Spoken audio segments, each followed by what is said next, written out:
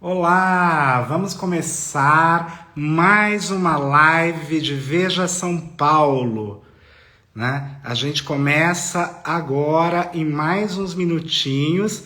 A gente vai falar com. Opa, vamos lá. A gente tá aqui com. Teve um probleminha só com a senha, mas já tá tudo resolvido.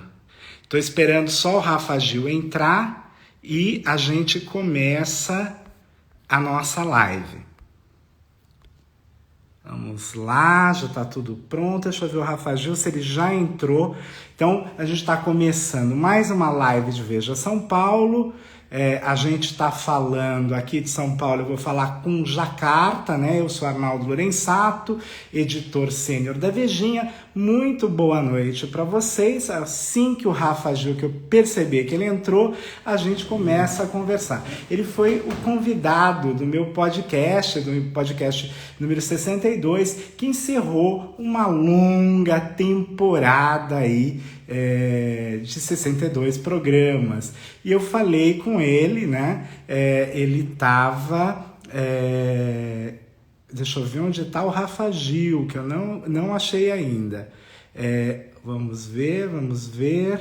Não, ainda não. Então, Rafa Gil, assim que você entrar, se manifeste, dá um oi aqui para mim, porque eu não estou vendo nenhum comentário seu. Então, a gente vai falar com ele, que está em Jakarta, né, na Indonésia, acordado a essa hora da madrugada, porque lá são 10 horas a mais, né? A gente está falando aí de um período aqui, ó.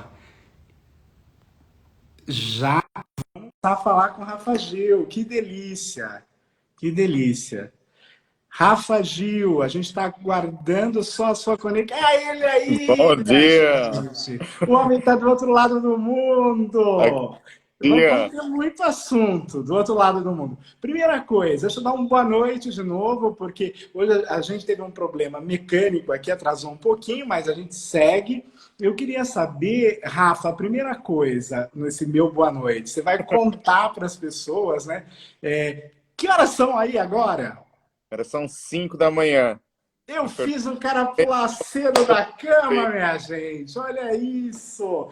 E aqui você sabe, eu quero saber mais coisas enquanto as pessoas vão entrando. Qual a temperatura em Jacarta a esta hora? Nossa, agora tá em. Eu acho que. Deixa eu só. Não, fica tranquilo. Fica tranquilo. Hoje aqui tá friozinho. Eu tô até com um cachecolzinho no pescoço, porque aí tá frio ou tá calor? Aqui é calor o ano inteiro, aqui não tem Tá opção. vendo? Eu sabia disso. Você não tem esse problema. É como se você estivesse em Salvador. Aqui é o ano inteiro calor.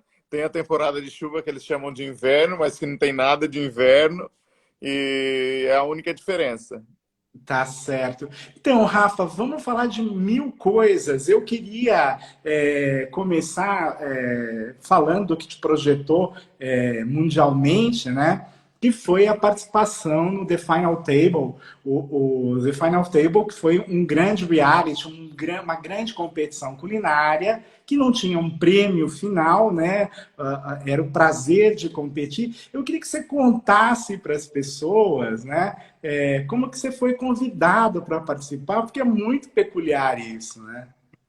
Na verdade, é assim, eu acho que é a questão de todo mundo, assim, foi um convite que surgiu inesperadamente em Hong Kong, ou seja, eu tinha o meu, que nós chamamos de private kitchen, né, que é de private chef, ou seja, esse trabalho que eu fazia no Ritz-Carlton, lá no Ozone, e eu estava servindo uma pessoa e de repente essa pessoa me pergunta se eu tinha interesse em participar de um programa de televisão, né, um reality.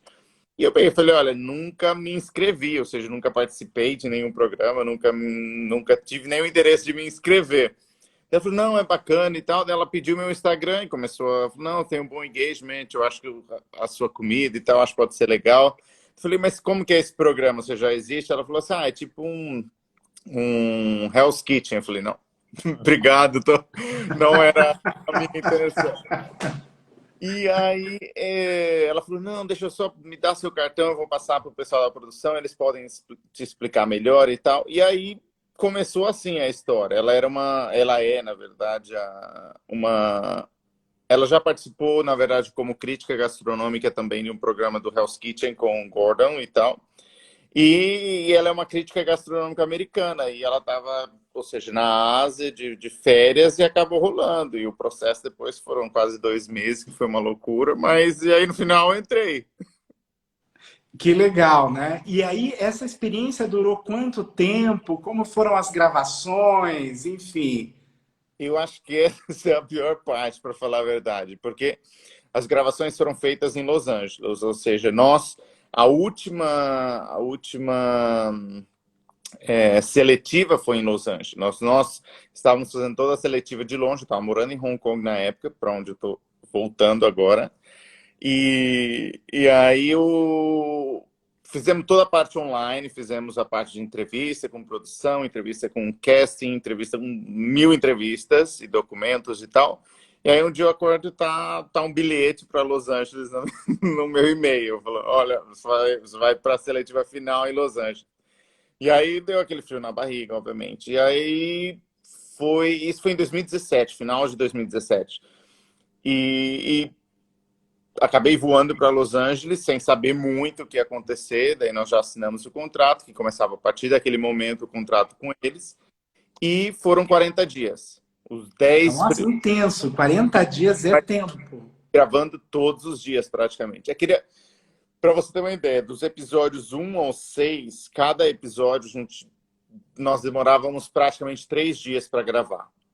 Ou seja, porque é tudo gravado por etapa. Eu acho que a única parte que é real e que eu posso falar que realmente é o tempo de cozinhar. Os demais eram feitos por etapas, ou seja, as entrevistas também são feitas separadamente, um outro estúdio e tal, mas o tempo de cozinhar é o único tempo real do programa e realmente acontecia, ou seja, porque era uma audiência. Nós tínhamos 200 pessoas lá que acompanhavam. Então, quer dizer, não tinha como falar, vamos dar um tempo de lambuja, alguma coisa, porque...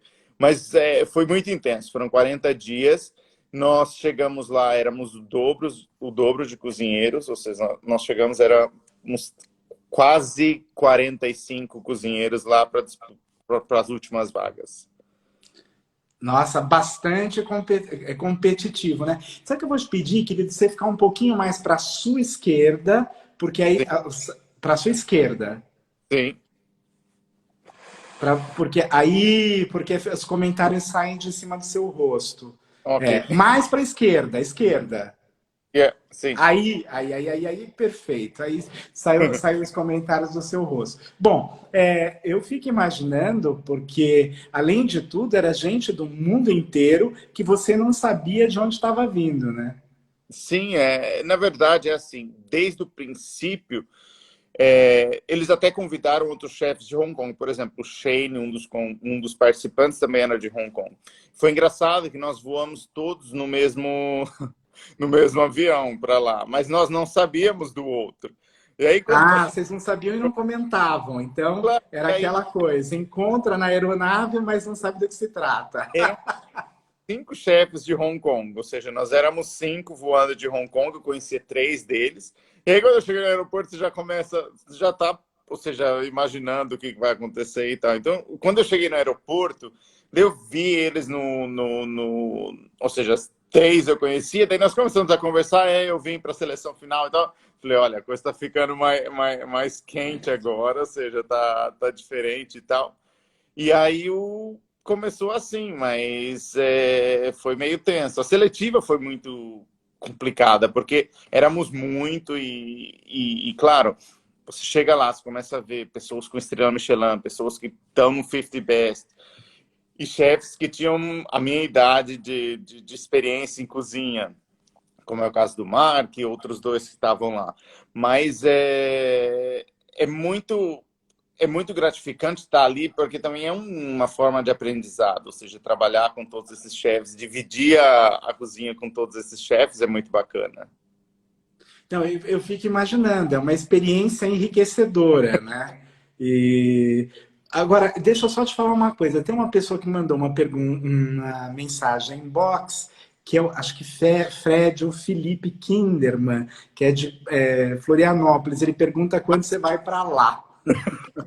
Well, tinha planejado, fazia muito tempo que eu não ia que eu não participava de festas juninas. Estava tudo certo esse ano para ir para o Brasil nas festas juninas, já tinha passagem, tudo.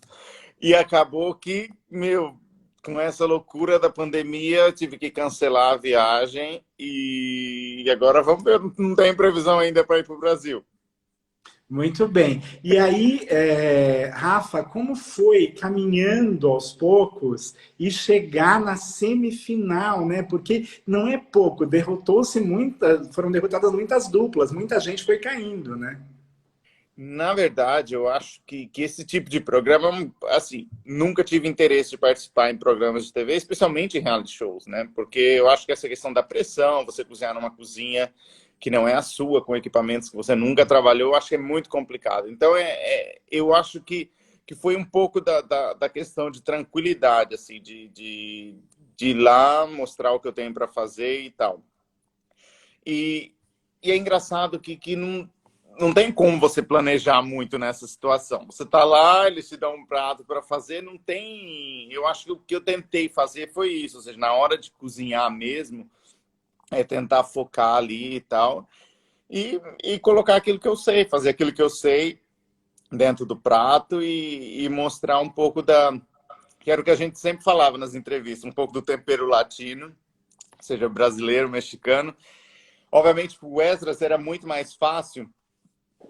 Nós estávamos gravando em Los Angeles e tinha muito produto mexicano, ou seja, para as pessoas que não sabem, ou seja, Los Angeles está ali, é quase México, ou Não, seja... não é que é quase México, né? Los Angeles já pertenceu ao México, a Califórnia toda, né? Esses nomes espanhóis não são por acaso, então ele tinha total intimidade. Eu até comentei com você quando a gente fez o podcast, aliás, as pessoas podem ouvir o podcast, a entrevista é completamente diferente, também enriquecedora, né? Então, Cozinha do Lorenzato, entre lá no Spotify, no YouTube, Deezer, onde quiserem, tá lá o Rafa Gil, mas você lembra que eu te falei de porque você comentou do trabalho dele, e eu falei daquela série Na Rota do Taco, e eles acabam indo para Los Angeles, porque a proximidade é tão grande, né? E tem uma venda grande ali, né? Ou seja, restaurantes, ou seja, a maioria tem essa pegada latina, ou seja, tem o toque latino, o toque mexicano. Ou seja, quando você está em Los Angeles, você sente essa vibração, você sente essa coisa mexicana e tal. E é o mais bacana, não sei. E na cozinha era muito isso, porque os produtos que nós falávamos que eram os produtos bases, sempre tinham as pimentas lá, sempre tinham os chiles mexicanos, os chiles secos mexicanos, independente de ser cozinha francesa, a gente sempre encontrava um produto mexicano, um produto mais que nós conseguíamos. Por isso, todos os nossos pratos tinham aquele toque latino, ou era pimenta, ou era aquele sabor um pouco mais intenso da comida latina e tal. E nós tentamos trazer um pouco desse sabor, e eu acho que foi o que realmente levou a gente para a semifinal, a autenticidade da cozinha, que era fazer a nossa interpretação de cada cozinha, né? E eu acho que esse foi o bacana, foi poder levar um pouco dessa autenticidade dentro de cada cozinha. Não, e eu fico imaginando porque ao longo dos episódios... Cadê o Rafa Gil? Aconteceu algum problema, Rafa Gil entra novamente, a gente volta a falar com ele. Conexão, às vezes, tem isso, causa algumas surpresas, né? Eu já tive no comecinho, aí ele tá aqui de volta, vamos colocar... Rafa Gil está aguardando só o retorno e a gente volta a falar. Mas, enfim, eu fico imaginando... Acontece, internet tem isso. Mas olha que delícia, já voltou, né? É uma coisa rápida. Mas eu fico imaginando, o Rafa, aquela quantidade de gente que foi caindo, né? E tinham nomes muito expressivos, enfim, de todos os lugares, né? Do mundo. Então, isso é muito interessante, né? É que assim, acabou, principalmente depois do terceiro ou quarto episódio, no começo a gente não tinha muito contato, porque éramos muito. Então, quer dizer, nós vamos gravar de van e o contato que a gente tinha era na área de casting, que era a parte, ou seja, as pessoas não têm ideia, mas nós tínhamos que fazer maquiagem, por exemplo, 3, 4 vezes, trocar de roupa 3, 4 vezes para cada dia, assim. Então, esse era muito o nosso contato. Então, quer dizer, a partir do momento do quarto, quinto episódio, ficou como uma família. E aí ficou legal o programa, porque não era que as pessoas, obviamente, a gente queria até a final, mas ficou era uma tristeza quando alguém ia embora e a questão de trocar os contatos e apresentar, olha, vou te esperar lá em Hong Kong, vou apresentar vamos cozinhar junto e tal. Como já surgiu a oportunidade, já cozinhei com a Minda, já cozinhei com o Esdras e muita coisa ainda por vir para a gente, ou seja, mostrar um pouco do nosso trabalho. Mas era uma troca sensacional. Por dizer algo assim, participar de um programa daquele nível, com todos aqueles chefes também, pelo qual nós tínhamos que cozinhar, era para mim aquilo era como uma aula magma, assim. Eu sempre avaliava uma oportunidade de aprendizado. Eu nunca, Imagino. desde, Enriquecedor. nunca considerei aquilo assim como uma competição, que aquilo, ou seja, vai mudar minha vida ou algo assim, sabe? Então Ah, acabou. mas muda, né? Porque é uma projeção maravilhosa. Sim, que eu acho que esse retorno é o mais bacana, assim, das pessoas olharem, assim, uma coisa que eu recebi muito, especialmente foram de chefes ou profissionais da gastronomia, foi essa questão do como vocês cozinham feliz, como vocês são agradável cozinhando, ou seja, não é porque tem aquela coisa do chefe marrudo, né? Tem aquela coisa do chefe que tem que ser bravo, que tem que ter a cara de bravo, aquela coisa de aquele estereótipo que já existe do chefe. Então acaba que a primeira coisa que nós tentamos fazer foi tirar esse estereótipo. Falei, vamos cozinhar feliz, vamos fazer. E é a nossa personalidade, tanto minha quanto do Esdras. Eu acho que é nos divertir na cozinha e mostrar um pouco daquilo que a gente sabe fazer. Agora, deixa eu te falar, tem perguntas aqui. O primeiro rapaz chamava Felipe mesmo, né? Kinderman, que perguntou do sul do país, quando você iria. Tem uma moça, a Joia, se eu não estou enganado, ela perguntou qual foi o melhor prato que você cozinhou. O melhor, obviamente, eu acho que foi o mais fácil para mim, foi a feijoada. Eu acho que a feijoada eu estava em casa, mas por outro lado tinha uma pressão muito grande de fazer a feijoada, especialmente porque eu era o único que sabia.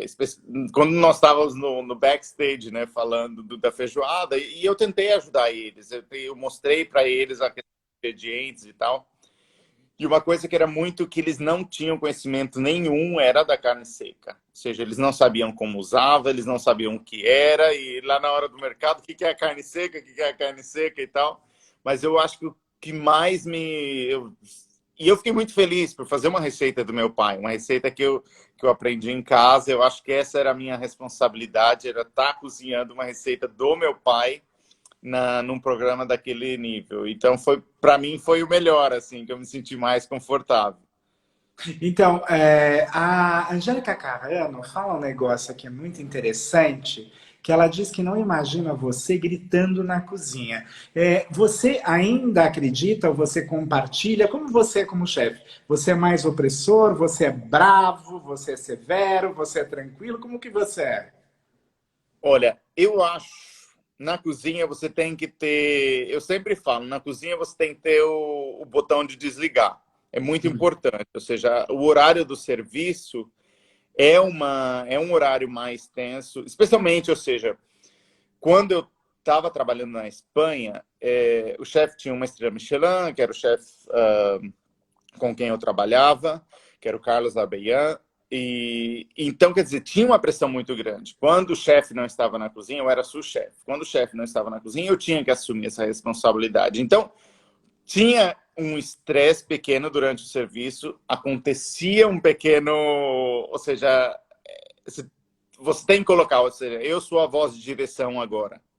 E eu acho que é importante. Então, quer dizer, não sou opressor, mas tem alguns momentos no serviço que você tem que apertar para sair, senão não Mas sai. Você sabe que eu já fui em algumas cozinhas, já visitei na Europa, na França, enfim, na Espanha, que são militares, né? Aquele clima que as pessoas não respiram, elas ficam em suspenso, né? Uma coisa assim assustadora, né? Talvez o mais radical é um chefe que está na TV, que é o Jean-François Piège. Aliás, estava no Top Chef, e na cozinha do Jean-François Piège, você não respirava. Então, eu fiquei assim, gente, como as pessoas seguram a onda de trabalhar aqui, não? Mas é a mesma coisa na Espanha. Quando eu cheguei lá, ou seja, eu fui para o Martim Mirassotec, que foi a minha primeira experiência. Então, nós éramos 60 estagiários lá. E não podia falar, ou seja, eu lembro de uma... Foi muito engraçado. Foi uma coisa que eu acho que marcou muito minha carreira, que foi quando o chefe, no meio do serviço, e eu só fui entender isso depois, conversando com ele e tal, que ele chegou para mim e falou, olha, você não está aqui para pensar, você está aqui para executar. Acabou assim, no meio do serviço. E eu fiquei com aquilo na minha cabeça. Mas como que ou seja, eu venho fazer um estágio e ele me fala que eu não estou aqui para pensar. Eu tinha um conceito de estágio diferente. E depois está acabando o serviço, eu fui conversar com ele e falou, olha, o serviço não é um momento para a gente discutir. O serviço não é um momento que eu vou querer te ensinar algo. Acho que o serviço é quando nós temos que estar focado e tal. E aquilo marcou muito, assim, de falar, olha, realmente o serviço é um momento que eu falo que é a hora da missa, assim, eu falo que todo mundo tem que estar, ou seja, seguindo uma voz, que é a voz, no caso, do padre, do pastor ou algo, e nós temos que lidar com a situação de estresse, nós temos que lidar com a situação de cada especial, cliente especial, ou pedido especial e tudo isso. Então, agora tem duas perguntas que eu achei bem interessantes aqui. Uma delas diz é o Boca que manda e ele pergunta o seguinte: naquele processo é engraçado você dizer que essa entrevista, essa pergunta se misturar com essa sua resposta anterior, né, de não ter o tempo para pensar. Ele disse durante o programa, a competição, você conseguiu aprender técnicas com os seus colegas, algo que você não sabia. Eu achei isso muito interessante. Dá tempo de prestar atenção diante de câmera, holofote, gente te fazendo entrevista, te filmando, você conseguir prestar atenção no colega, ver não o seu colega de bancada, naturalmente, mas uma bancada vizinha. É engraçado que a parte, ou seja, vamos dizer, nós cozinhávamos 1 hora e 20, como foi o caso de algumas receitas. O processo de aprendizado era no depois. Sempre ocorria quando, ou seja, ok, acabou de filmar, passou 1 hora e tal, e aí nós começávamos a andar nas bancadas, porque eles tinham um processo de limpar todas as mesas, retirar todos os ingredientes e tal, para ficar aquela coisa bonita para a TV. E aí nós começávamos, ou seja, a observar os pratos dos outros e perguntávamos o que é isso e tal. E eu acho que esse era o mais legal, ou seja, combinações de montar receitas, de usar técnicas para determinado tipo de produto e tal. Então, o aprendizado era aí. Era depois, Entendi. quando nós estávamos ali falando, olha, como fez isso, como faz aquilo, como faz essa espuma, essa técnica e tal. Gente, eu só ver aqui, tem um monte de gente perguntando da Vavá. Aqui são 5 da manhã, a Vavá tá dormindo, desculpa. Eu não falei nada, você viu? Não dá para. Eu já estou sacrificando o pai, eu vou sacrificar a filha, não dá, né? Eu não tô Deixa o conseguindo. bebê dormir, porque. Olha, não dá, tem que conter essa ansiedade, né? Eu até antes de começar a live, eu mandei uma mensagem para o Rafa: Rafa, tá tudo certo? Vai entrar direitinho, porque é muito cedo, né? Agora, tem uma coisa muito simpática. Aliás, vou competir com você. Esqueci de te dizer isso. Eu quero saber se o seu bolo de banana invertido é melhor que o meu bolo de banana perfeito. Olha como eu estou sendo modesto. Eu disse, o meu é o bolo de banana perfeito. Eu vou... Acho que é o bolo mais que eu tenho memória. Assim, eu acho que são 2 bolos, que é o bolo de banana e o bolo de cenoura. E eu não estava no final de semana, ou seja, não tem quase nada em casa. Já foi praticamente tudo já despachado para Hong Kong. Eu estou esperando para pegar o avião. Então, quer dizer, eu estou trabalhando com o que eu tenho. Eu falei, não, tinha umas bananas maduras aqui e tal. Eu falei, não, vou fazer. Mas esse bolo é sensacional. Daí nós vamos fazer uma prova um dia, vamos cozinhar junto e a gente vai ver qual que. Você sabe que eu fiz esse que eu vou fazer o videozinho, ele, quer dizer, o videozinho vai subir já já. E esse bolo, Rafa, como eu usei uma forma mais rápida, eu passei um nervoso, porque ele foi subindo, mas ele não derramou, ele ficou lindo, ele só deu uma subida a mais, e eu falava assim, não vai ficar perfeito. Por isso que eu brinquei que é o bolo perfeito, porque ele não me decepcionou, eu devia ter, eu sabia que eu estava correndo risco. E ele foi subindo, e subiu, aí estabilizou, ficou bonitão. E aí, quando eu virei, tava bem bacana a banana também. Do Rafa também, do Rafa Barros, o chefe. Beijão para ele, ou seja, ele que me introduziu à confeitaria meu primeiro contato com a confeitaria, que foi na faculdade, beijão para ele. Mas essa questão, eu não sou muito de confeitaria, eu gosto muito de doce, mas eu brinco, eu sinto necessidade de açúcar. Mas eu dou umas brincadas na cozinha com os doces, aí fazendo uns bolos, peço receita lá em casa, e aí eu vou inventando moda aí. Agora, é muito engraçado porque as pessoas adoram, né? Você olha os comentários, essa coisa da tua vida cotidiana, como você tratou, né, durante esse período da pandemia, foi muito legal, aproximou as pessoas, né? Sem dúvida, eu acho que isso foi o mais bacana. Não foi nada planejado, como eu até comentei no podcast.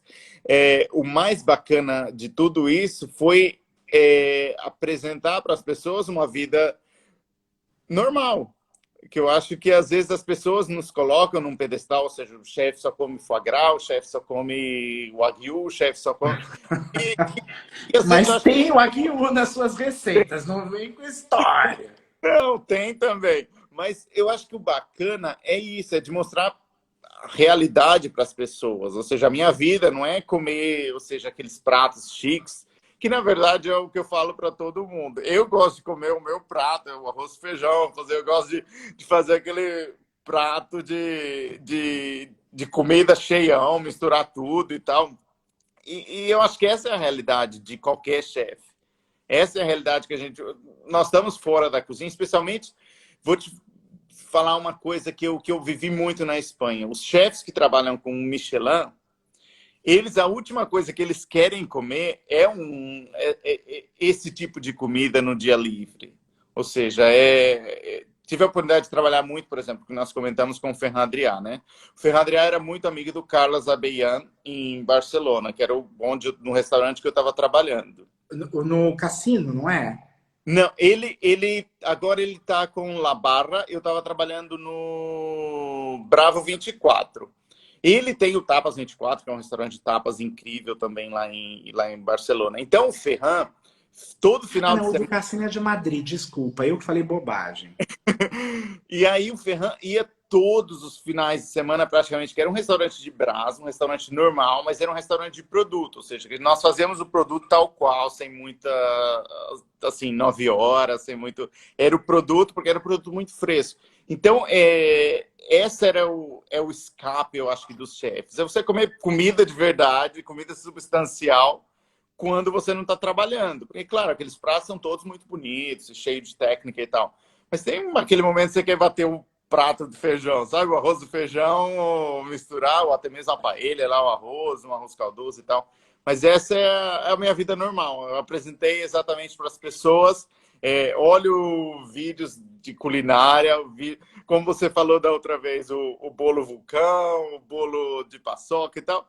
Eu vejo os vídeos na internet e falei, meu, será que isso dá certo? E eu invento e faço. Eu falo, eu vou fazer. Não é porque eu sou um chefe que eu não posso, ou seja, tentar uma técnica que tá rolando na internet.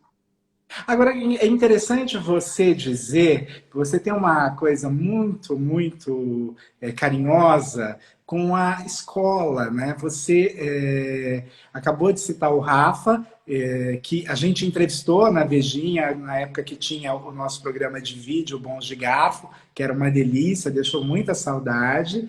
E ele é uma figura incrível e tal. E você teve mestre, você falou de uma outra pessoa pela qual eu tenho extremo respeito, ela foi escolhida a nossa personalidade do ano em 2018, que é a Mara Salles, né? Então, você teve ótimos contatos, né, na universidade.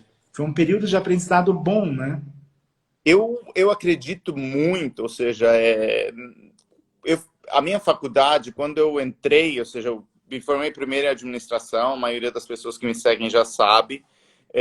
Então, quer dizer, foi um processo de convencimento para os meus pais e tal. Então, quando eu cheguei eu fiz a AMB, eu acho que as pessoas também já sabem, e eram duas faculdades que tinham em São Paulo. E uma no interior de São Paulo. Nós tínhamos o Senac, de São Paulo, no interior, e tínhamos a AMB Morumbi aí. E quando surgiu a oportunidade de fazer gastronomia... Ah, e a OTEC, desculpa. Tinha a OTEC também, que era ali É do que lado. a OTEC, como o Senac, é muito interessante observar. Você sabe que quando a IMB fez 20 anos no ano passado, eu entrevistei. Foi ano passado, né? Foi ano passado. A Rosa Moraes. Eu não sei se foi ano passado ou início desse ano, mas enfim. Fez 20 anos. Não, o ano passado, que é 99. Você tinha uma boa memória, você falou isso, inclusive. Começou em 99. E eu entrevistei a Rosa Moraes, que criou o curso, enfim, a convite da direção da escola naquela época. E é muito interessante observar, Rafa, que o Senac já tinha a escola e não foi adiante, no sentido de curso universitário. Eles demoraram. A AMB foi muito visionária, né? E hoje o negócio... E a UTEC também era um curso técnico, ele ainda não era superior. Eles têm um curso técnico importante ainda, formam uma mão de obra básica, que eu acho que é fundamental na cozinha, principalmente para quem não vai ter grana. Eu gosto da ideia da escola, que a pessoa não vai ter grana para pagar o curso superior, e poder fazer isso. E eu falo isso, viu, Rafa, porque até na Universidade Mackenzie, onde eu dou aula, um beijo ao pessoal do Mackenzie, também é incrível, tem hoje, já há algum tempo, um curso de gastronomia. Você vê que o negócio se ampliou, né? Ganhou uma dimensão, uma latitude que não existia, né? Eu Uma acredito, amplitude. como eu estava, ou seja, falando. Quando eu comecei, era tudo muito novo, ninguém sabia. Minha mãe falava, mas quem que vai fazer uma cozinha, uma faculdade para ser chefe? Ela não conseguia entender na época, ou seja. Então, quando eu cheguei na IMB, foi quando eu comecei a entender o que estava acontecendo, que era não conhecia, ou seja, uma coisa que eu brinco com todo mundo, ou seja, a Vieira, a primeira vez que comi na minha vida foi na faculdade, ou seja, a baunilha, a primeira vez que eu vi uma baunilha de verdade foi na faculdade. Não era mais essência. Não era mais receita, era outro nível de... E a mesma coisa com produtos do norte e nordeste, que a gente... Ou seja, eu morava no interior do Mato Grosso do Sul, uma cidade muito pequena. Então, como que eu vou, ou seja, trazer isso dentro da gastronomia, ou seja, trazer o meu estado, trazer a minha cidade e tal. Então, quando eu cheguei, eu encontrei, ou seja, uns mestres, que eram os que me guiavam. E na época, pelo fato, eu acredito, de não ter como que eu vou dizer, esse número imenso de faculdades, nós conseguimos, por exemplo, a Mara pegava uma turma por ano, a Mara Salles, por exemplo, a chefe que foi comentada, e eu tive a sorte, foi a minha. Então, quer dizer, foram anos, assim, foram 2 anos muito intensos e que eu devo tudo. Ou seja, nessa época, eu acredito que o curso era visto de uma forma diferente e tal, e foi incrível. Para mim, foi uma introdução à gastronomia. O Maranhão, não posso esquecer de falar do Maranhão em Ricardo memória. Maranhão, saudoso Ricardo Maranhão. Gênio, assim, de explicar a história da gastronomia e tal. E eu acho que isso foi o que me fez amar a gastronomia, entender a gastronomia e me levou para esse mundo de meu Deus, assim. E tem uma coisa, né? Porque o curso de gastronomia que eu acompanho desde o início, ele em geral tem pessoas mais maduras, gente que já está numa segunda opção e já era a sua segunda opção de carreira, né? Porque você saiu da administração para entrar na cozinha de verdade. Muito embora eu tenho certeza que a administração, você comentou isso, mas ajudou muito e ajuda todas as pessoas, porque um negócio tem que ser administrado, né? É como a cozinha, quando as pessoas não entendem muito o que é o ritmo de uma cozinha, porque deve ser uma coisa muito tensa. Uma mesa de 8 pessoas pedem, cada uma delas uma entrada, que tem que chegar ou fria ou quente, aí pedem pratos, que tem que chegar na mesma temperatura, o molho tem que estar deslumbrante, viscoso, etc. E tem um cara chato que chama Arnaldo Lorenzato, vai lá e diz assim, mas olha, isso aqui não veio, a temperatura não estava adequada, cozinhou demais, entendeu? Você ainda corre esse risco. É o que eu falo para todo mundo, assim, o trabalhar na cozinha é uma equipe, ou seja, não, ou seja, tem obviamente um chefe e nós, ou seja, a gente pega, por exemplo, vamos pegar o João Robuchon, que tem restaurantes no mundo inteiro. Ou seja, ele não está no Japão, na França ao mesmo tempo. Então, quer dizer, acaba que você está assumindo um papel, mesmo não estando ali, ou se está ali, você assume uma responsabilidade por toda uma equipe. E esse é o nome que está ali. E é super complicado. Ou seja, a administração hoje é fundamental, ou seja, para qualquer chefe. Ou seja, a questão da administração, da gestão, na verdade, não é administração, é gestão dentro da cozinha, eu acho que é uma das coisas que agora, com o curso de gastronomia, eu acho que já ajuda, porque você tem uma introdução ao que é uma gestão, mas muitos chefes têm essa deficiência. E que isso acaba interferindo no produto final, ou seja, na questão de precificação, na questão de organização, na questão de gestão de equipe e tal. E eu acho que isso é o que me complementa. E eu acho que foi perfeito, ou seja, a colocação do meu pai, falou, olha, isso você vai usar para a sua vida. Ou seja, quando meus pais, minha mãe também comentou, falou, olha, termina, e isso vai te ajudar. E realmente, ou seja, hoje a administração é fundamental diariamente para mim e faz parte do meu dia a dia.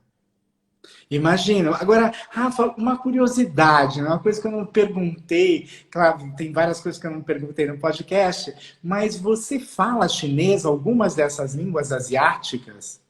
Não, é muito complicado, vou ser muito sincero. Ou seja, o chinês ele é bem complicado. Ou seja, Mandarim, né? Não é nem eu acho chinês. que tem 2 ou 3 sons mais ou seja, a fonética é completamente diferente.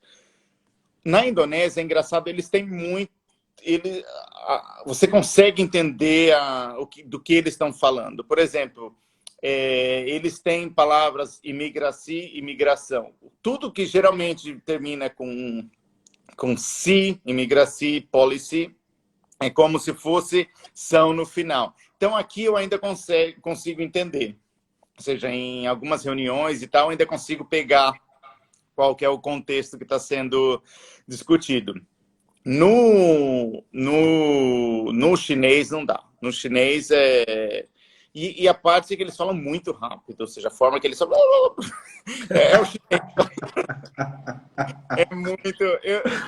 Eu acho que eu tenho que fazer uma lição de casa para aprender um pouquinho mais de chinês ou cantonês e voltar para o Brasil, pelo menos com uma. Não só com um xexê, que é o obrigado, mas com alguma outra coisa a mais. Não, porque isso é fascinante. Você está aí há quanto tempo já? Olha, minha jornada começou em Singapura, ou seja, minha primeira parada na Ásia foi em Singapura. Então, quer dizer, foi em 2012. Ou seja, fazem 8 anos e pouquinho já. Vim para um projeto que inicialmente eram 3 anos, que eram abrir restaurantes espanhóis, e acabei ficando, ou seja, os países em geral, essa região, o continente asiático é cativante. Primeiro por produto, segundo as pessoas, especialmente aqui no Sudeste Asiático, Asiático. Índia, Malásia, Singapura e tal. As pessoas têm um calor humano, ou seja, eles olham para você, Obviamente, eles sabem que nós somos, ou seja, turistas, passantes e tal, e eles te respeitam, eles não tiveram a mesma oportunidade muitas vezes que nós, ou seja, são países mais pobres, seja Vietnã, Camboja, são países mais pobres, então eles olham também como uma forma de aprendizado. Eu acho que isso é o mais bonito que eu senti. Esse foi o primeiro país, eu acho, que eu tive essa oportunidade. Como não tem Michelin, é um país mais que está em desenvolvimento, que é a Indonésia. Aqui, quando eu cheguei, começa a ensinar técnicas, as pessoas te colocam num patamar e falam, chefe, muito obrigado. Eu me sentia como às vezes eu tinha minha filha em casa e tinha meus filhos no restaurante. Era cativante ver os olhos brilhando quando eles aprendiam técnicas novas. Eu acho que isso que é o mais bonito, é o que eu falo. Hong Kong é muito fácil de se trabalhar. Você pode encontrar todos os tipos de produto, mas em questão de desenvolvimento humano, aqui foi onde eu acho que eu senti que as pessoas realmente se sentem muito gratificantes e tal, pela oportunidade de aprender. Você sabe que a gente está realmente internacional. Além do Rafa Gil, que está falando de Jacarta, por exemplo, o Jonathan Carvalho está com a esposa assistindo, diz que viu o Final Table, e está na República Dominicana. Teve alguém que falou que era da Argentina e eu já perdi. Então, isso é uma coisa, Rafa, que me deixa sempre fascinado, né? Como a gente consegue chegar para tanta gente, né? E no seu caso, justamente por ter participado de um programa internacional, enfim, falando inglês, né? Então, isso é realmente um novo universo de fronteiras, né? Eu tenho, assim, eu sou muito grato à gastronomia. A gastronomia me levou para o mundo. Ou seja, o fato cheguei na Espanha sem falar nada de espanhol. Chegava lá, falava lá, que tal? E ficava naquilo. Ou seja, o portunhol, ele acaba que nos ajuda, mas também, quando leva isso para o trabalho, acaba prejudicando e tal. Mas eu acho que esse é o mais fascinante da gastronomia. Eu acho que é o que as pessoas, quando elas vão viajar, é tão engraçado, eles buscam lugares icônicos ou típicos daquela região, daquele país e tal, assim como eles buscam um restaurante, onde eu posso comer uma comida tradicional e tal. E eu acho que a gastronomia é isso, é viajar através de uma comida. Você pode estar num país comendo, seja comida espanhola e tal, e você viaja naquele prato dos sabores, ou seja, por exemplo, uma paella, não? Quando está fazendo, o sabor do marisco, a questão de usar o açafrão e tal, é uma viagem. E eu acho que é isso que a gastronomia me proporcionou, literalmente, obviamente. Eu estou viajando o mundo através da gastronomia. E agradecer todas essas pessoas, ou seja, o fato de ter morado na Espanha me permite comunicar mais abertamente com os países de língua hispana. Besos a toda la gente, un saludo para toda la gente que habla español, o sea, de língua hispana. Muchas gracias. E é isso, eu acho que é o grande segredo da gastronomia, essa possibilidade de levar a lugares que você nunca imaginou estar. Eu achei interessante que aí as pessoas, você fala de lugares, as pessoas começam a se manifestar. Então, Paulo Roberto, fica um abraço. Ele está em Mangaratiba, no Rio de Janeiro, interior do Rio.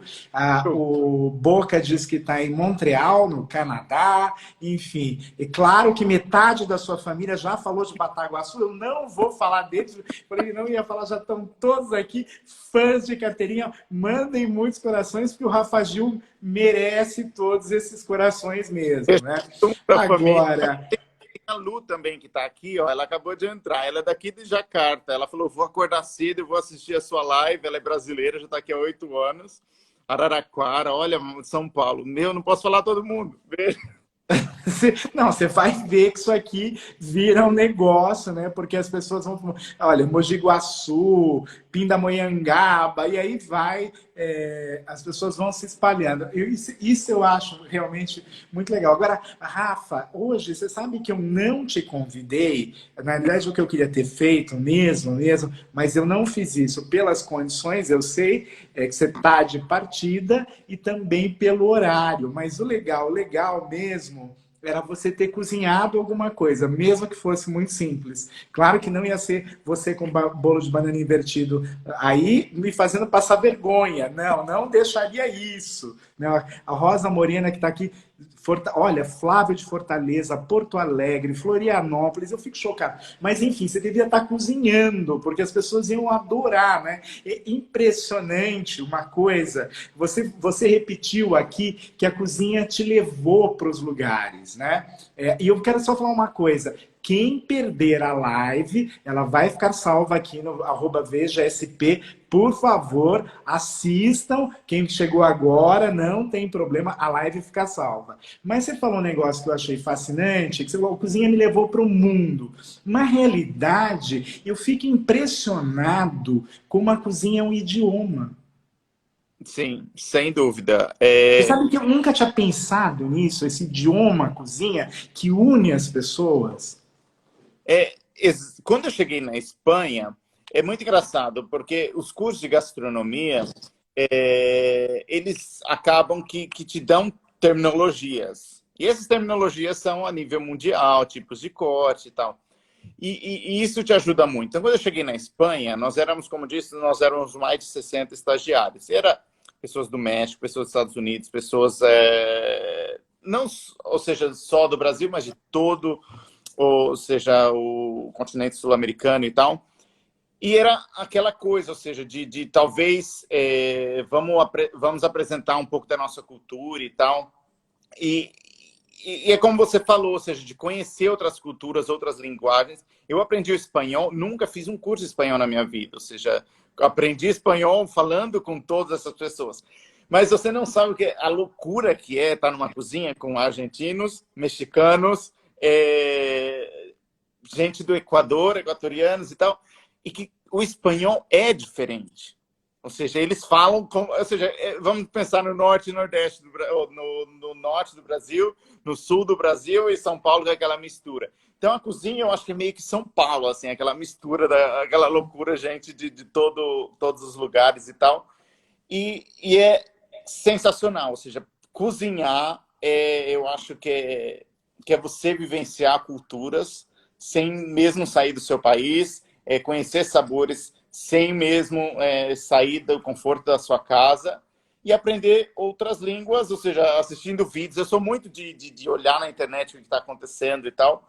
E eu, às vezes, me paro olhando receitas em francês, que eu não falo, e começo a observar e tal. E aí você consegue ter essa sintonia da gastronomia, da cozinha. Mesmo coisas que você não entende, você tem essa sintonia, essa questão da forma de trabalho, a forma de manusear, termos técnicos e tal. E é lindo isso. Eu sou fascinado. Não, porque com certeza é uma linguagem, né? Você consegue. É tão interessante. Agora não tinha me ocorrido tudo isso, mas a gastronomia hoje tem uma coisa de linguagem que parece muito com a música, né? Então, se você sabe algumas notas, você consegue ouvir, identificar, que é exatamente o que você está falando, né?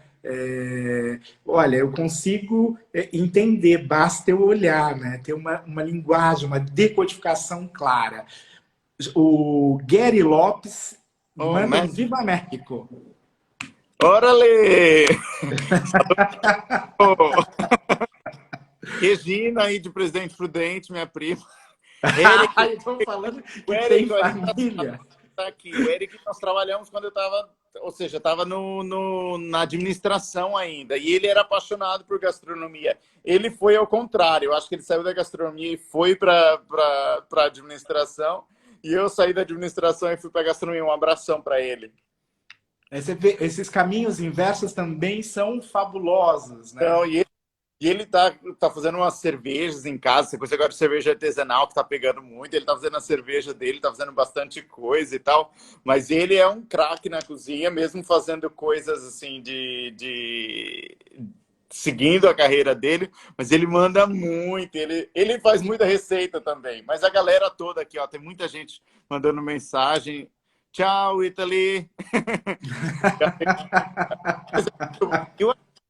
Sabe, é o que nós estamos falando, não só a cozinha, mas a questão dessa proximidade que traz a gastronomia, entendeu? Ou seja, pessoas que é uma coisa que me surpreendeu muito, uma comunidade de brasileiros no Canadá e que acabou, ou seja, fiz o pão francês, que foi uma das primeiras receitas que eu fiz e divulguei, e eles ficaram doidos. Então, quer dizer, a comunidade inteira começou a me seguir, como tinha uma pessoa do Canadá que eu tenho que comentar. Então, quer dizer, tem uma comunidade grande de brasileiros lá e tal, e eu acho que isso que é o bacana, ou seja, falar com pessoas em países que eu nunca tive, poder me comunicar através da gastronomia, e eu acho que é o grande retorno do programa, o grande retorno de todo desse esforço que eu tive de correr o mundo e percorrer o mundo para mostrar a minha gastronomia.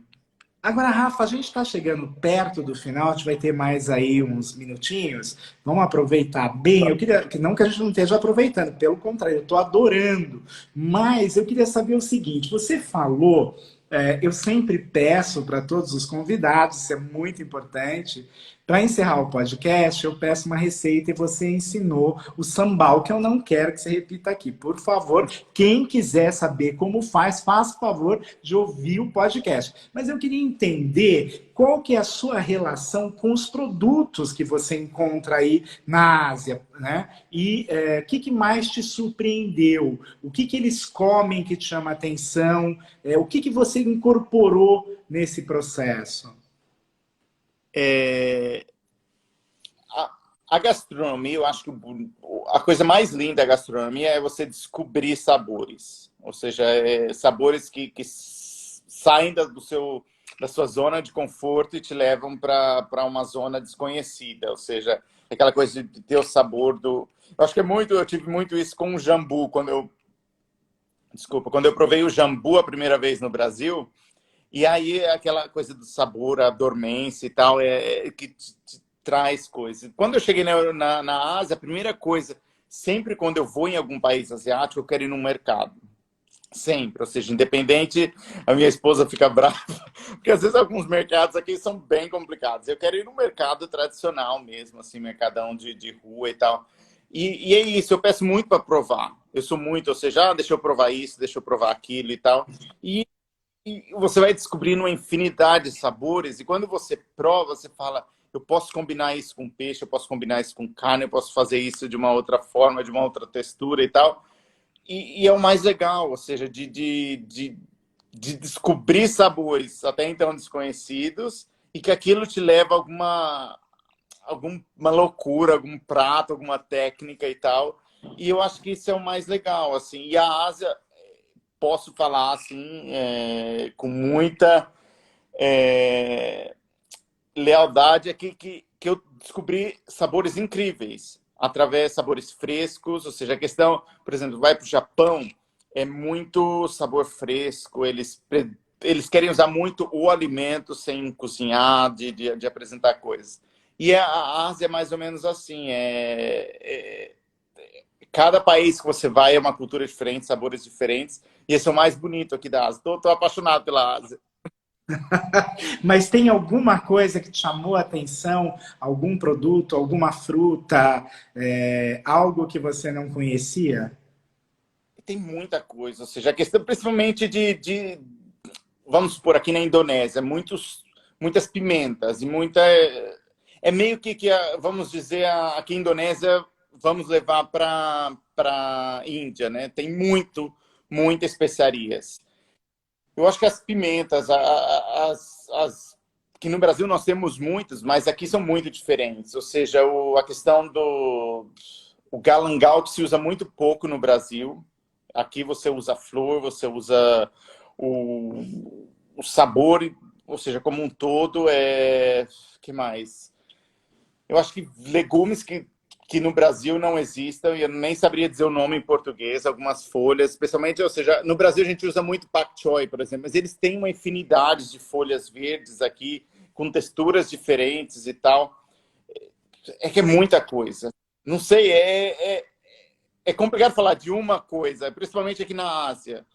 Quando você prova comida tailandesa, quando você prova comida indonésia, é muito complicado falar de um sabor, porque são muitas coisas misturadas. Assim, o sambal é uma mistura de tudo isso.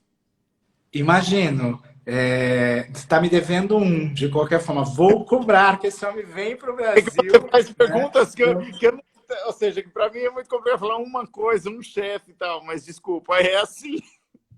Claro, e o que você está falando aí, que eu acho fascinante, é que também o Oriente é muito rico e tem muitas diferenças, né? Eu passei agora um mês no início do ano no Japão, eu já conhecia, e o Japão é absolutamente fascinante, e aquela comida que tem lá hoje, que avança no tempo, que tem coisas muito modernas, não tem nada a ver com o que a gente tem aqui, né? Então, é impressionante esta velocidade, essa transformação.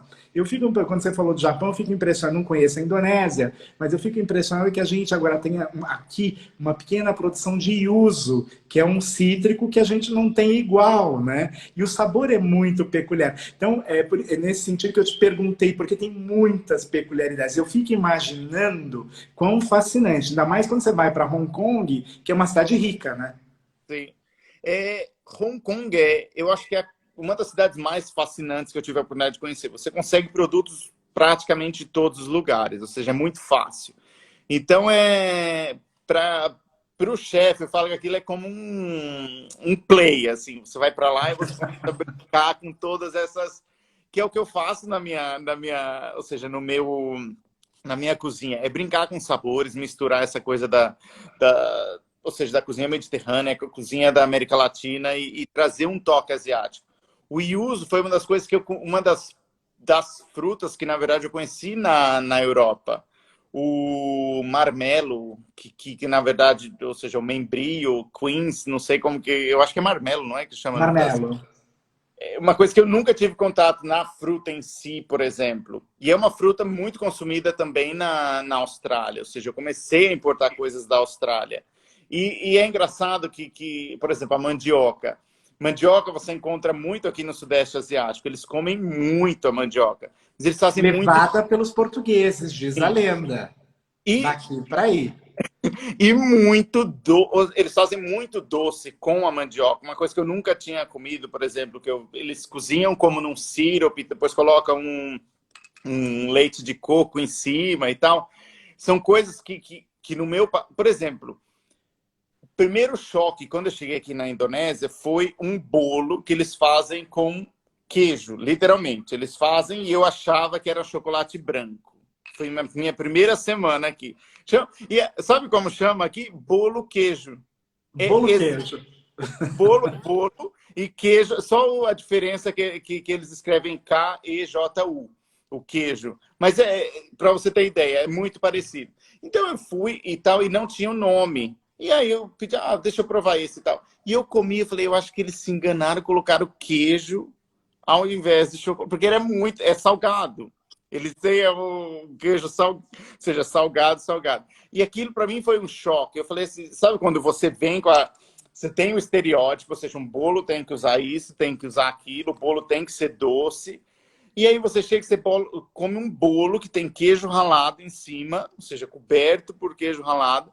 Você fala, meu, que doideira é isso onde esse povo tá? Ou seja, comer a combinação de queijo e chocolate, que é muito comum aqui, mas é muito... Eu acho que essa é você abrir a cabeça para esses novos sabores. Não é só querer buscar, mas você abrir para descobrir essas culturas através da gastronomia. E é lindão, assim.